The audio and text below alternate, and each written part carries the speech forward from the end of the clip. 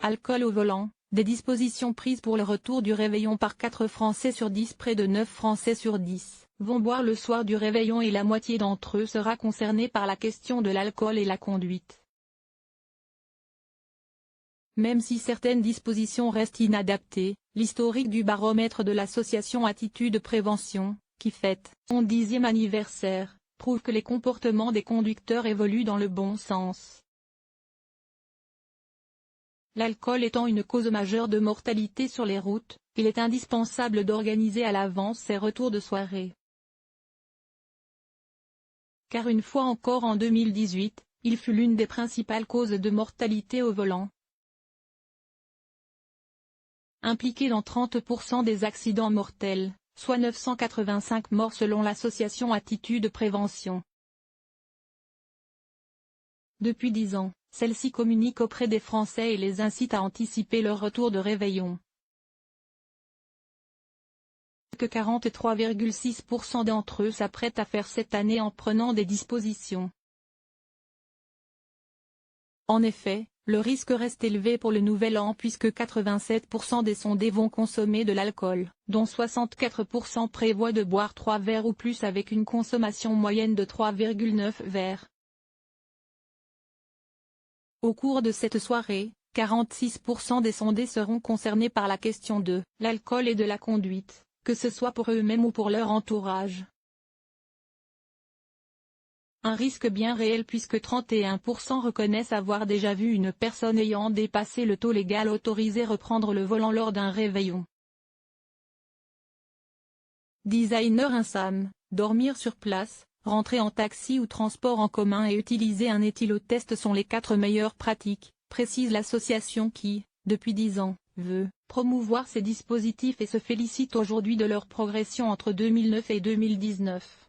Malheureusement, cette année, 34% des Français interrogés choisissent encore des dispositions dangereuses.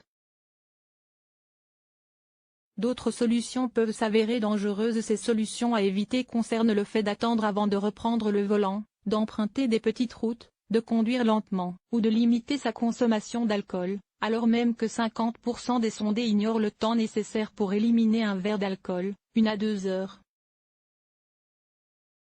Autres options viables présentées par sa campagne #BienRentré en partenariat avec l'association Prévention Routière, choisir le covoiturage ou réserver un taxi VTC. Dans le cadre de celle-ci, les Français sont invités à s'informer sur le site bienrentré.fr qui propose des conseils. Pour en savoir plus sur toutes les solutions de retour et les différents risques routiers, alcool, vitesse, téléphone, somnolence.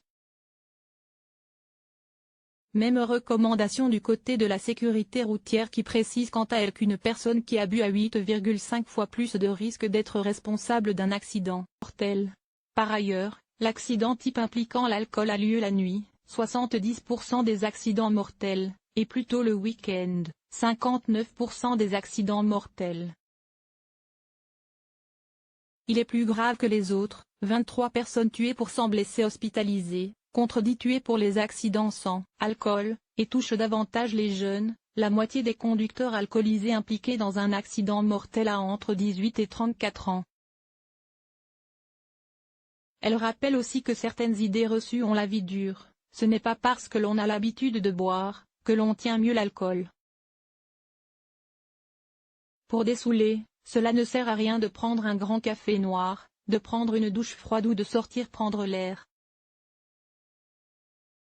Il faudra plusieurs heures avant d'éliminer tout l'alcool que l'on a consommé, explique-t-elle. L'alcoolémie maximum est atteinte au bout d'1 heure environ si la boisson est prise au cours d'un repas, une demi-heure si on est à jeun. Il faut environ 1 heure pour éliminer un verre, 2 heures pour 2 verres, etc. Ainsi, quand on boit une demi-bouteille de vin au cours d'un repas, on élimine cet alcool qu'au bout de 4 heures. Ajoute-t-elle. Elle incite également les Français à se montrer responsables en retenant celui ou celle qui a bu pour l'empêcher, vraiment, de reprendre le volant.